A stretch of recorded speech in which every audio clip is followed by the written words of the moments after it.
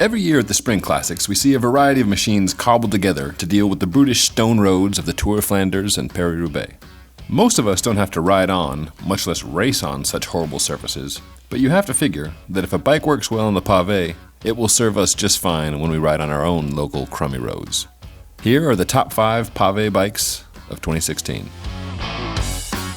Trek's new Demone ASLR takes top honors for delivering an eerily smooth ride, thanks to what Trek calls ISO speed decouplers on the back and now the front of the bike as well. ISO speed is basically a pivot point. The rear ISO speed lets the entire seat tube flex, pivoting at the junction of the top tube and the seat stays. Trek's had this design for a while now, but 2 things are new this year. 1, there is an ISO speed inside the head tube. The steer tube can now bow a little fore and aft while being rigidly held in place side to side. The second new thing is that the rear ISO speed is adjustable. By loosening the lower water bottle cage bolt, you can move a slider up and down on the seat tube. In the top position, the bike is as stiff as an Amonda. In the down position, it's softer than the old Demone. Morita made history when it put the first full World Tour team all on disc bikes at a major road event at the Tour of Flanders. Then, a week later, 2 riders were injured at the Paris-Roubaix, and the UCI banned disc bikes from the peloton. Nonetheless, we tip our hat to Morita for this machine. What's notable about the Sculptura disc is how its geometry is pretty close to a typical race bike setup.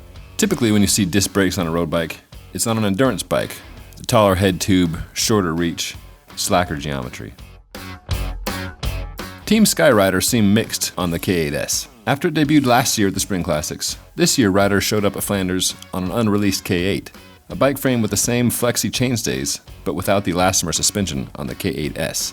The riders liked the cushion of the elastomers, but many found the bike a little too flexy when standing up and putting the power down, a Sky mechanic told us. But come Paris-Roubaix time, when all the cobbled chips were down, about half the Sky riders pulled out the K8S, including 3rd place finisher Ian Stannard. It's not a new bike at all, but the Specialized Roubaix still manages to find its way into the old concrete velodrome all right. This year, Tom Bonin led the front group onto the concrete track on his Di2-equipped Roubaix. After pre-race favorites Peter Sagan and Fabian Cancellara publicly chose mechanical over electronic drivetrains, it's worth noting that all top 3 finishers at this year's Paris-Roubaix use Shimano Di2. And the top cobblestone bike of 2016 is an aero bike? Every year at Paris-Roubaix, teams break out long wheelbase bikes, fat tires, extra handlebar tape, and sometimes even cyclocross rigs to cope with the rough, rattling ride.